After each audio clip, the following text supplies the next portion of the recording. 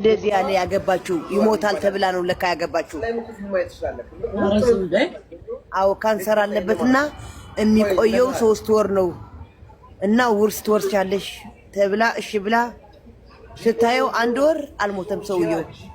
2 ወር ስታየው አልሞተም ሰውየው። 3 ወር ስታየው አልሞተም ሰውየው። ፉዳን ጽላኔ ገና ዋን ባየ አርጊና የሮ ደርቤ ishee jechuudha. Namicha faranjii kanatti yeroo heerumtu namoonni hedduun ajandaa godhatanii turan. Namoota faranjii keessattuu namicha dhimamaa kanatti akkamitti heerumuu dandeechi, akkamitti maqaa nu balleessiti jedhanii namoonni hedduun ajandaa godhatanii lola kaasanii waa baay'ee kan dubbatan ni yaadattu jedhee yaada. Innaa amma ammoo wanti hin dhaga'ama jedhamee hin yaadamnetu gadi bu'e.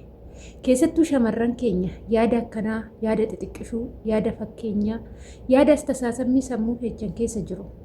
Yoo waan kana godhe carraa kanatti fayyadamee carraa guddaa argadha jettanii yaaddan jechuudha. Dogongora har'a gootanii boru garuu gatii akka namaaf falchiisu hin dagatinaa jechuudha. Wanti har'a nutti fakkaatee raawwannu yeroo biraa garuu gatii nama kaffalchiisa. Inna isheen tuni namicha kana itti yeroo heerumtu namoonni hedduun jaalatteeti. Erga ishiin jaalattee maaltu sin galchee? Waa'ee namaa keessa maaltu sin galchee? Erga ishiidhaa ta'ee isin immoo maaltu sin dhiyeessiisa jedhanii kuni irraa mormuu, kun immoo hin mormuu jechuudha.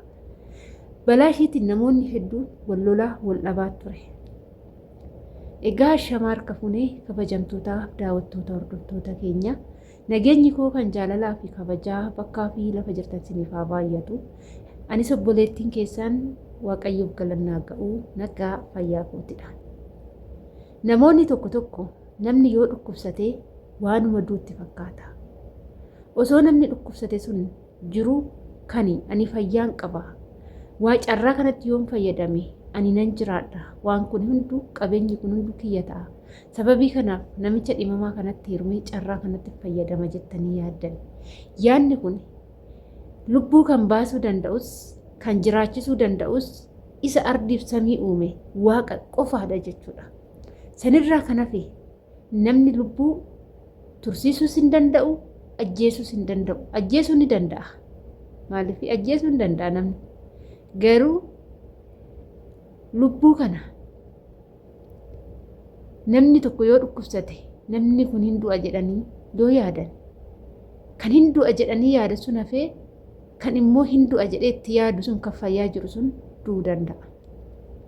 Ani waa baay'een arge yoon sin hin jedhu biyya keenyatti namittiin takka dhukkubsattee ni duuti jedhamtee wanti hundi qophaa'ee bakka samuuna kana torbee kana dabartu har'aa boru hin dabartu jedhanii wanti awwaalchaa ta'u midhaan hundi soramee wanti hundi daakkamee qophiidhaan taa'amee dhuma eeggamu namittiin sun fayyitee hanga har'aa lubbuun jirti jechuudha. Garuu namoonni hin duuti jedhanii eegaa turan yeroo sanitti. Waaqayyo garuu haga har'aa jiraachiseera jechuudha. Innaa obboleettiin keenya kun yeroo darbee maal gochaa turtee maal gootee balaa ishiitiif namoonni baay'een lola duula irratti banaa ture. Namicha bashitanyaa namicha dhimamaa kanatti heerumte. Akkamitti nama kanatti heerumuu dandeechi jedhanii namoonni hedduun duulatti kaasan. Edaa yaadni ishii namicha jaalattee miti. Namoonni hedduun jaalatteeti kan jedhee mormaa turan ni jiru. Garuu ishiin namicha jaalattee osoo hin taane qabeenya namicha kanaa nan sabasabadhaa. Inni silaa yeroo gabaabaa keessatti nu du'a. Umurii dheeraa hin qabu jettee yaaddeeti maal goote namichi dhukkuba kaanseriitiin qabamee dhukkuba kaanserii dhukkubsata. Ji'a 3 boodatti ni du'a hin jiraatu jettee yaaddeeti kan itti heerumte jechuudha. Dhaggeeffadhaa yaaddeetti heerumte. Garuu haa ta'uuti maal taate namicha kana ni eegdi namichi kun hin du'u. Har'a du'a jetti hin du'u. Osuma eeddu ji'a guute hin du'u. Osuma eeddu ji'a 2 guute hin du'u. Osuma eeddu ji'a 3 guute hin du'u. Osuma eeddu ji'a 4 guute namichi sirii fayyaa dhufe. Namichi sirii fayyaa dhufe hin duune du'uu dide namichi. Yeroo kana maal yaaddi? Fichi na hiikii jettiin. Dhaggeeffadha. Jalqaba kan itti heerumte namichi kun yoo du'e qabeenya haadha manaa bira darbee namni biraa qabeenya abbaa manaa fudhachuu hin danda'u. yoo namichi kun du'e qabeenya namicha kanaa guutumaan guututti kan koo ta'a jettee yaaddetti jireenya wajjin ijaarratte jechuudha. Malee namicha jaalattee jaalala namichaaf miti. Wanti beekuu qaban shamarri keenya warri yaada akkanaa qabdanii dubartiin takka abbaa manaa haadha manaa namicha saniitu yoo taate seerri akka nu yaadnu kanatti si yaadu. Ishiin garuu yoo inni du'e qabeenya abbaa manaa kootii natu saba jettee yaaduu dandeechi. Garuu isheen tuni itti heerumtee tokkoffaa yeroo dheeraa wajjin hin teenye osoo namichi kun kan duullee ta'e lammaffaa deechee ilmoo hin qabduuf mee maalidhaan haala kamiin haala wulli irratti farramameen gimmaash tukkee fudhachuu dandeechi. Alabalazaa qabeenya namicha kanaa guutumatti sabasabuu hin dandeechu jechuudha. Namni qabeenya nama tokko sabasabu nama ilmoo irraa qabu nama sanirraa nama waggaa dheeraa wajjin taa'e jechuudha.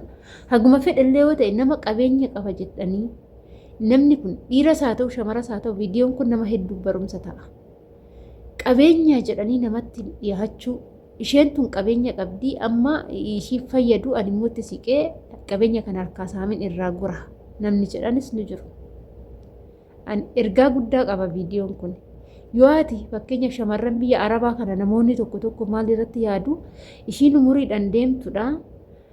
Sobee tanan abbaa manaa ishee fakkaadhee itti heerumee fuudhee tanan abbaa manaa ishee fakkaadhee fuudhee sargii diggisiisee fuudhee haadha manaa koo godhadhee ji'a 2 ji'a 3 wajjin taa'ee saniin boodatti ishiirraa gargar ba'ee qabeenya ishii kana qixxeetti kana qooddadheen irraa deema jedhee namni qabatamaan kana yaadee gaa'ila ijaarrates hin jira.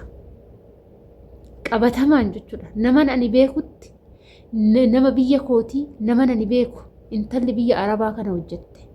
Dhugaan isinitti hima intalli biyya Arabaa kana hojjette. Biyya Arabaa kana yoo galtu mucaan ishiin itti heerumte baay'ee daa'ima ishiidhaan hin maxxanu. Inni gaafa hiriyoota isaatiin maal jedhaani ani tun jaartiin haadha kiyyaa miti. Haadha kiyya moo niitii tiyya jedhee wajjin jiraadha. Garuu ishii faana gaa'ila ijaarrachuun kiyya ji'a 3 ji'a 4 wajjin taa'een saniin booda qabeenya ishee qixxeetti irraa hiradheen irraa deemee hiriyaa tiyya fuudha malee ishii faana jireenya ittiin fufu kan jedhu dubbate jechuudha.